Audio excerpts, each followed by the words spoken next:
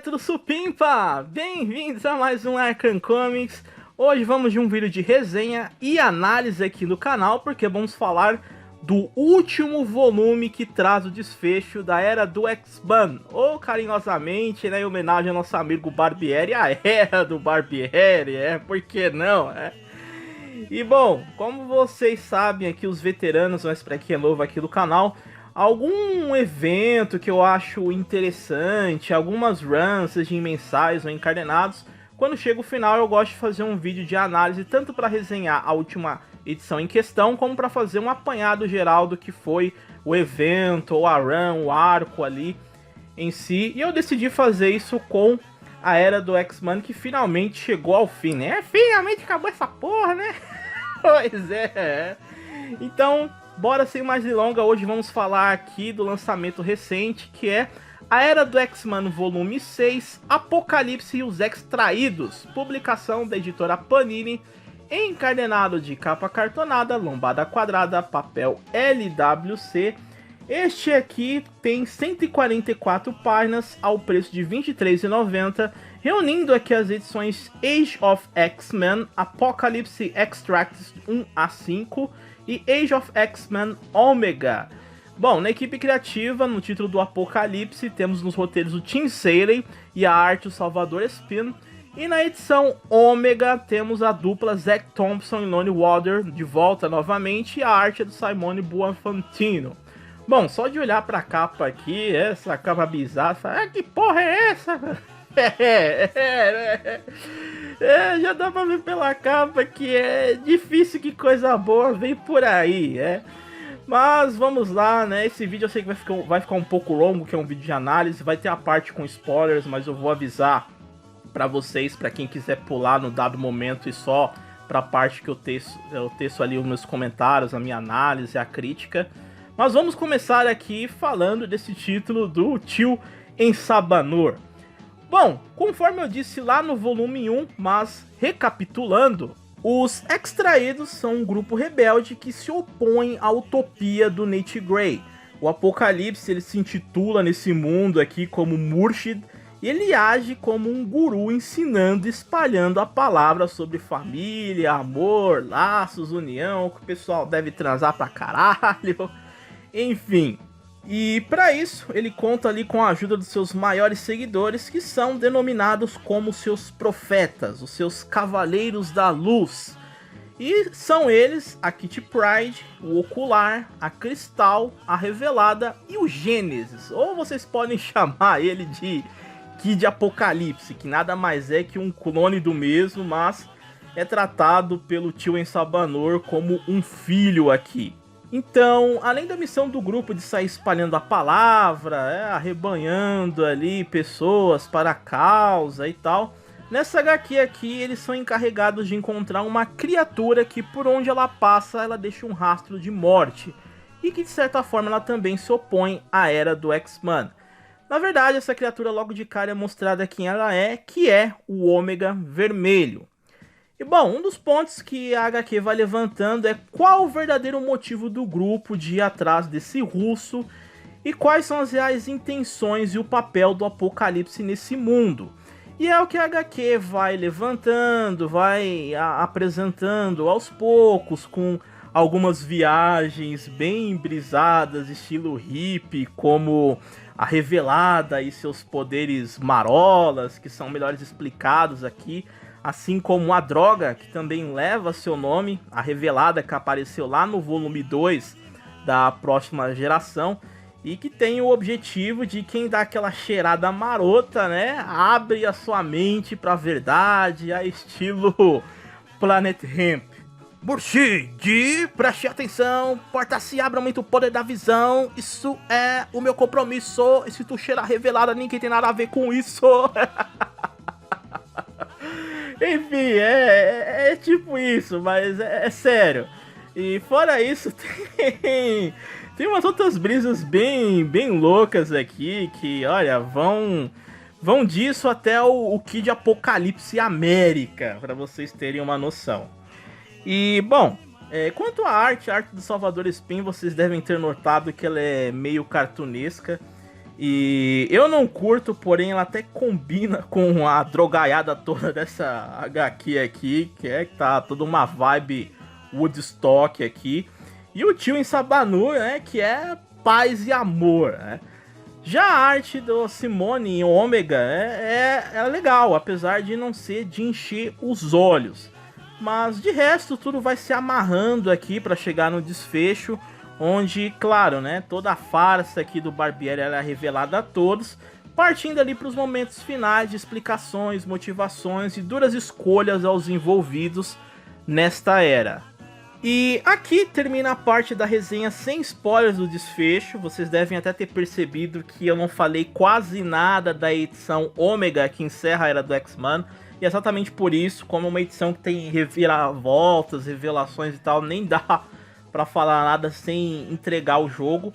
Mas é o que eu vou fazer agora. Essa vai ser a parte com spoilers que eu vou contar o que acontece no final do título do Apocalipse dos Extraídos e em Age of X-Men Ômega incluído nesse encadenado aqui. Então, se você não quer os spoilers, não quer saber o desfecho, tá aí na tela aparecendo os minutos para você avançar o vídeo para a parte que eu faço análise sem spoilers. Mas se você não liga, não vai ler, ou vai ler também, não liga, bora lá, vamos começar aqui. Uma das coisas que já tinha sido mostrado antes, lá no volume 1, foi uma pequena interação do X-Men com o Apocalipse, que aqui nessa edição fica mais claro que ambos estavam trabalhando juntos. O Ocular, ele descobre isso e ele aproveita e conta para os seus amigos. Claro que o grupo fica puto e aí rola aquele quebra-pau por terem sido manipulados. E inclusive toda essa manipulação resultou na morte do Gênesis, que se sacrificou ali para derrotar o Ômega Vermelho. E a Kitty Pryde, ela quase mata o Apocalipse, que revela que para que ele permanecesse nessa era, o Nate Grey exigiu que para essa utopia deveria haver ali um vilão que representasse uma oposição. Então o Apocalipse ele resolveu desempenhar esse papel e por isso ele alterou ali a sua forma, e manipulou os seguidores para isso, a mando do Nate Grey.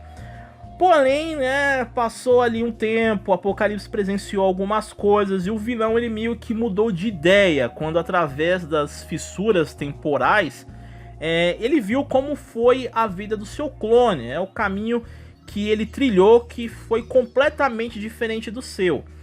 E para quem conhece ou não o Apocalipse, sabe que ele não é dado a sentimentos, ele acha que o amor é uma resposta emocional sem benefícios evolucionários, né? E ele passou a acreditar nisso e a crer na sobrevivência do mais forte quando no passado ele perdeu, além de seu pai adotivo, também a única mulher que ele amou, mas ela o acabou rejeitando por achar uma abominação. Então a partir daquele dia ele passou a renegar sentimentos e tudo.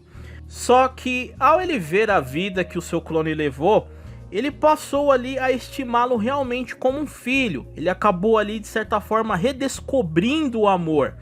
E pela primeira vez em milhares de anos ele acredita que realmente ele evoluiu. E por isso ele decidiu trair o X-Men, que se negou a trazer o seu filho de volta.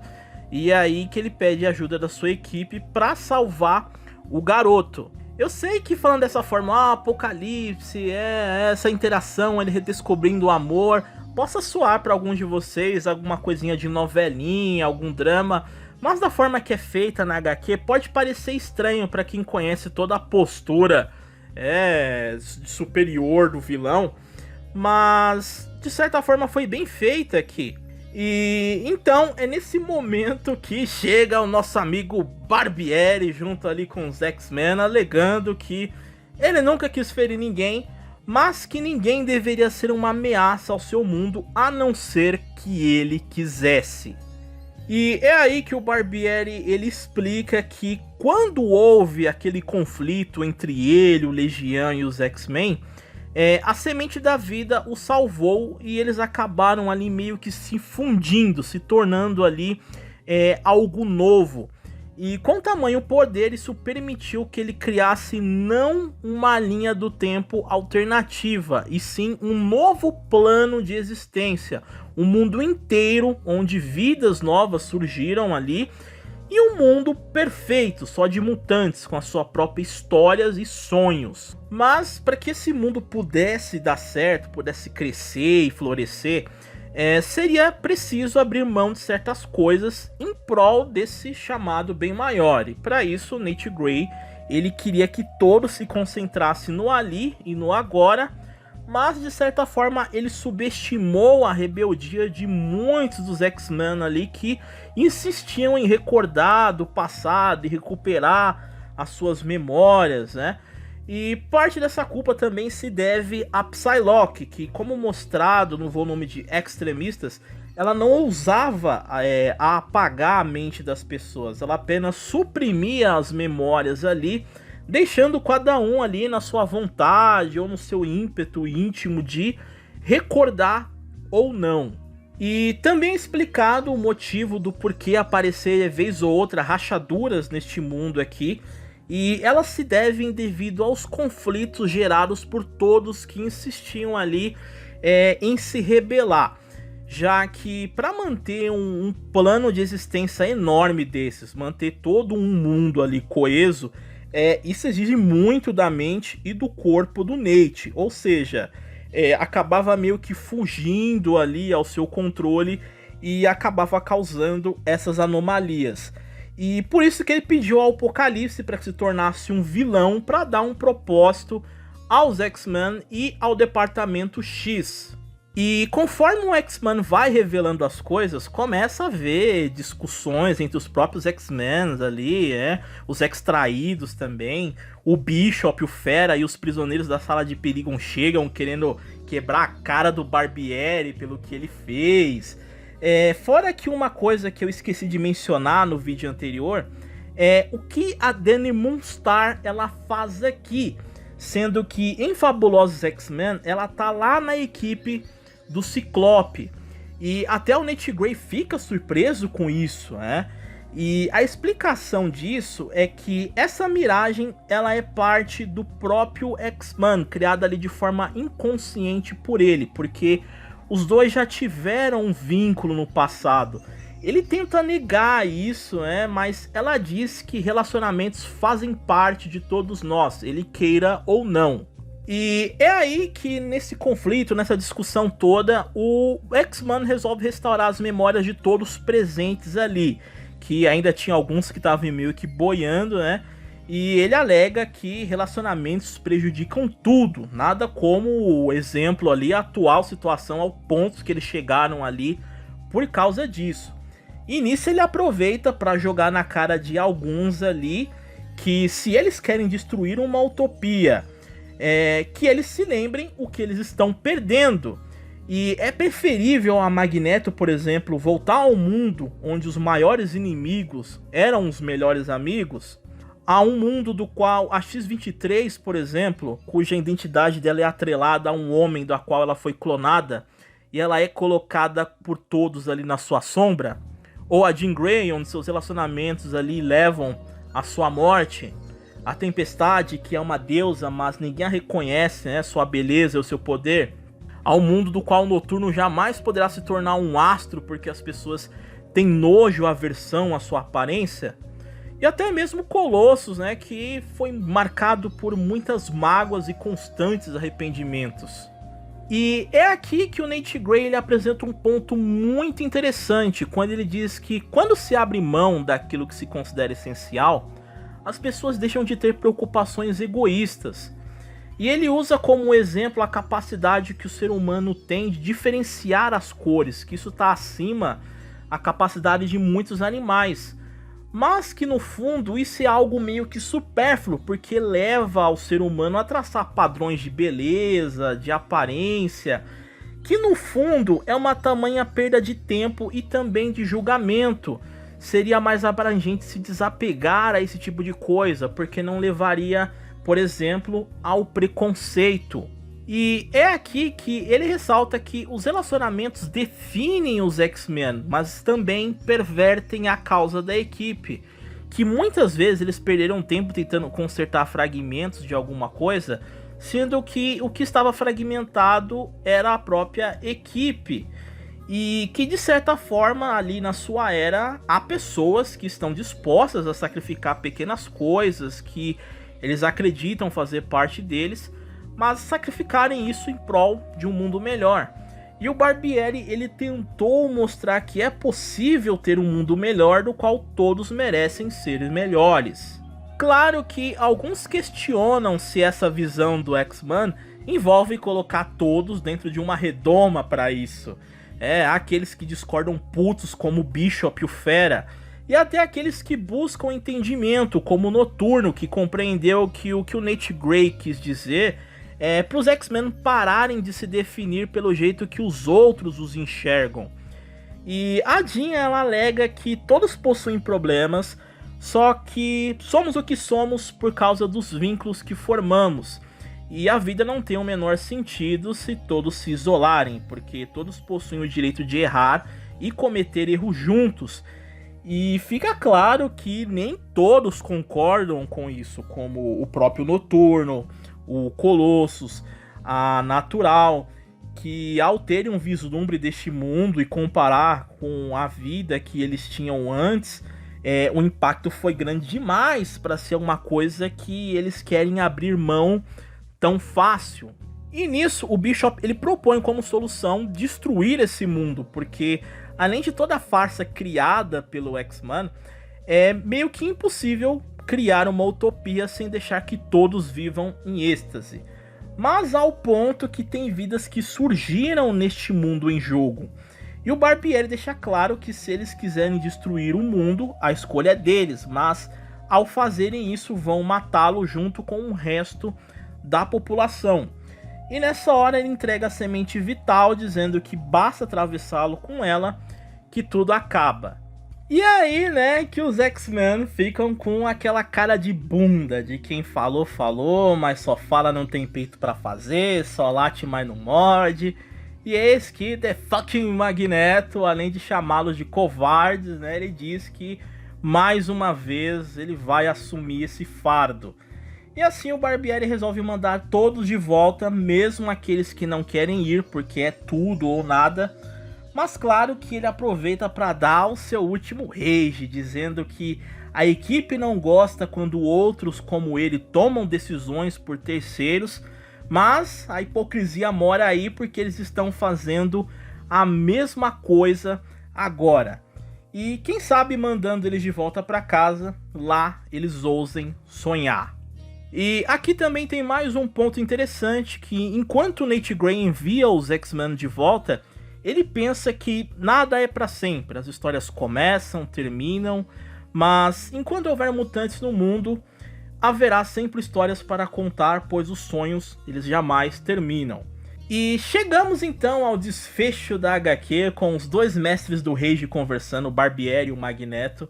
E o Magnus diz ao X-Men que os dois são considerados párias e que eles seriam condenados pelos outros pelo que eles estão fazendo. E o Nate sabe os erros que ele cometeu, mas o Magneto decidiu não puni-lo. E ele se lembra de quando ele era apenas um garoto no Holocausto e que ele sempre tentava imaginar um mundo oposto àquela realidade. E de certa forma o Barbieri concedeu esse presente não só a ele, como a todos nesta era. E mesmo ele desejando ficar ali, mas ele não podendo, o Magneto lhe pede algo em troca quando ele devolve a semente ao Barbieri, que parte da sua essência possa ficar ali com ele. E assim é feito com o Magneto desta era, dizendo que ambos vão recomeçar, mas desta vez do jeito certo, sem polícia secreta, sem mentiras, sem falsos profetas, tirania e X-Men. E o Barbieri aceita e para começar ele pergunta o que você sacrificaria pelos seus sonhos.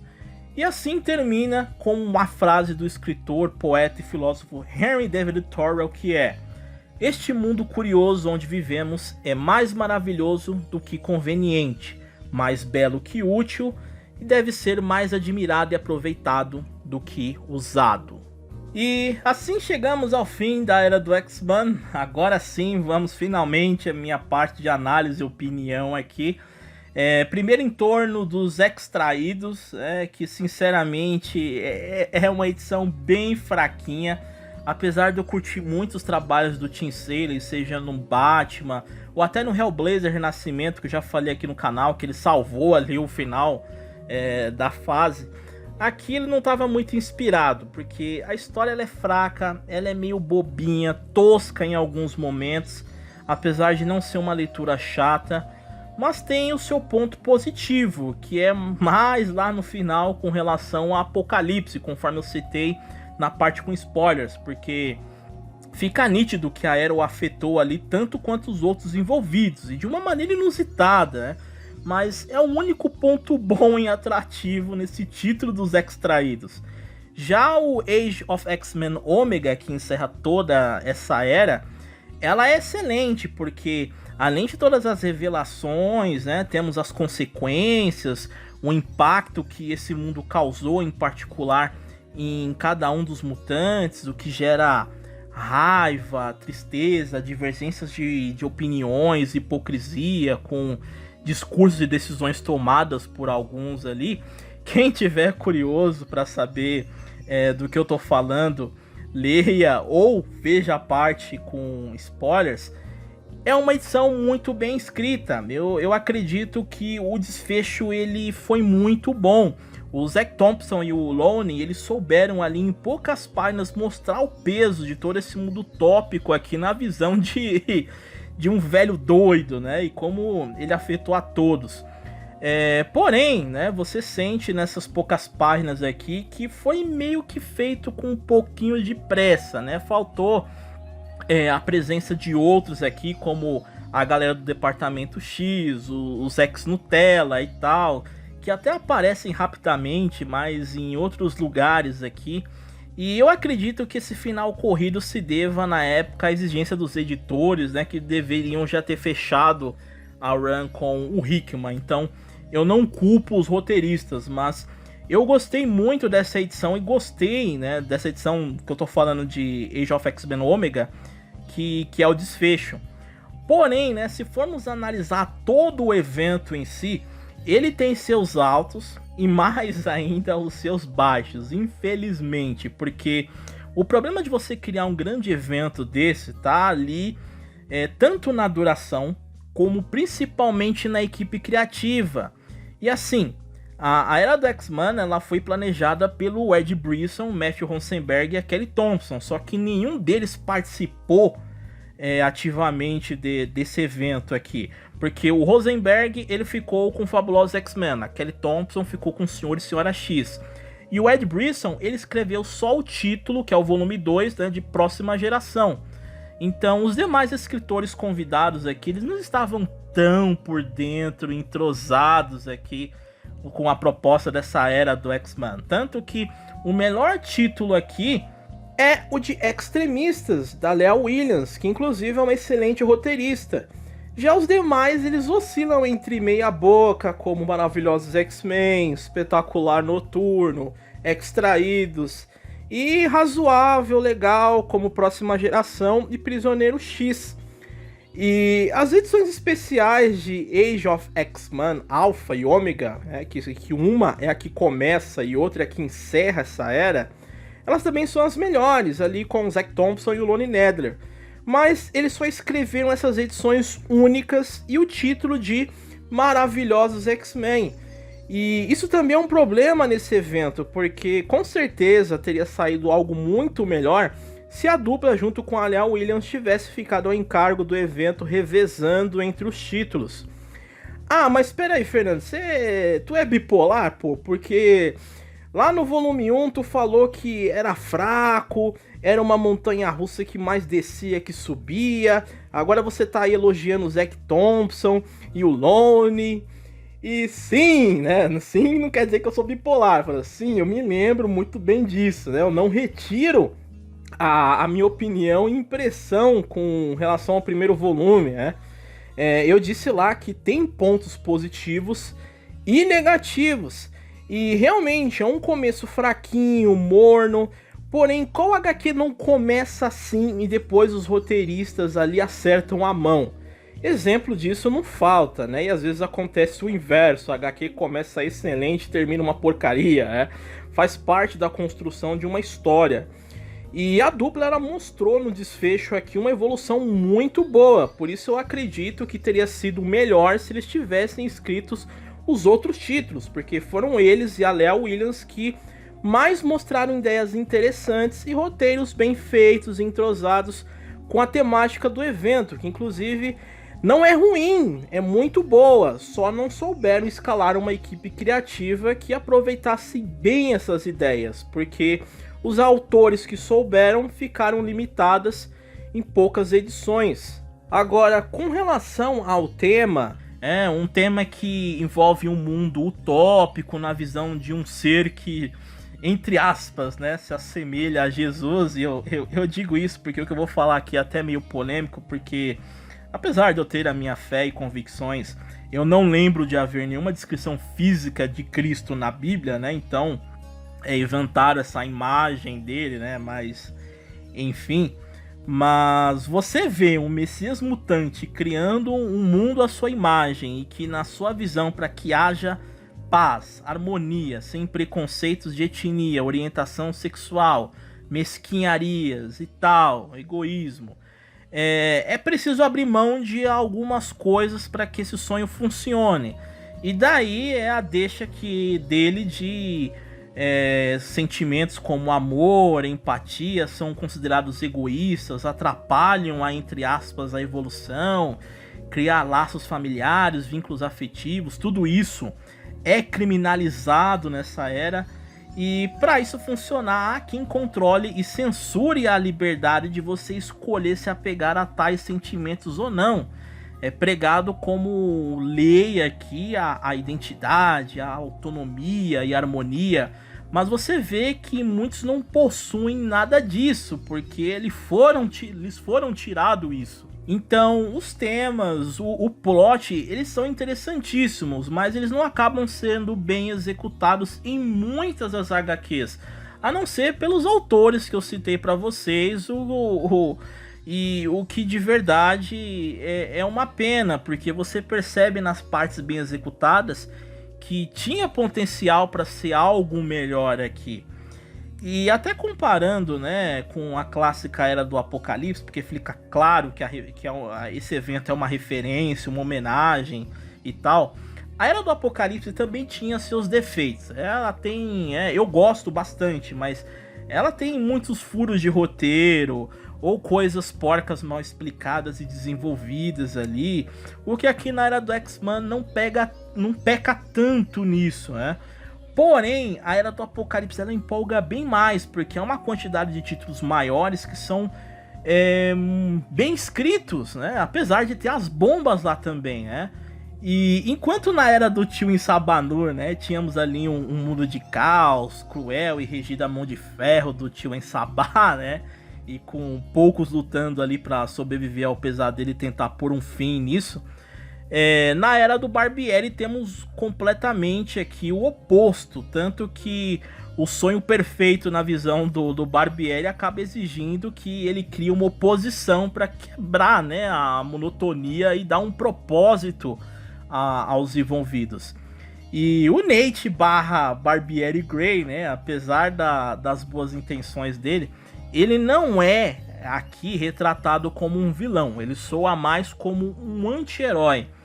E ele acaba fazendo coisas que, comparado ao Apocalipse, que ele cresceu odiando, né, o personagem surgiu lá na Era do Apocalipse, ele acaba fazendo coisas que o torna igual ao vilão no quesito ali de rejeitar sentimentos, vínculos, o que é irônico, tanto por ele se assemelhar com o inimigo, como a figura de um Messias, né, um Jesus mutante, sendo que o Cristo, na sua passagem pela Terra, ele espalhou muito a mensagem de amar o próximo, os vínculos, a união, a se arrepender e seguir os mandamentos do Pai.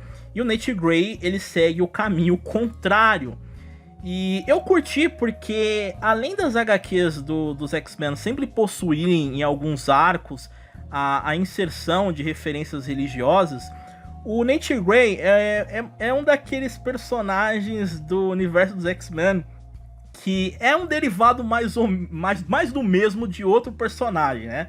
Seja ele um clone, ou como no caso dele, de uma outra linha temporal, né?